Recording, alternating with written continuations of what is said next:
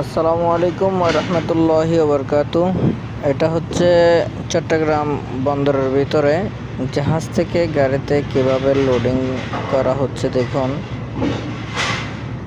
জাহাজ দিয়ে মালামাল এনে বিভিন্ন গাড়িতে লোড দেওয়া হয়। গাড়িতে করে বিভিন্ন দেশের বিভিন্ন জায়গায় নেওয়া হয় মালগুলা। এই যে জাহাজে করে মাল আনলো, এখন গাড়িতে লোড দিচ্ছে। অনেকটা খালি হয়ে গেছে জাহাজটা, লোড অবস্থায় আরও নিচে থাকে। দেখুন এদিক দিয়ে আর একটা জাহাজ অনেক বড়, এখানে সিরিয়ালে অনেকগুলো জাহাজ। তো আমি আপনাদেরকে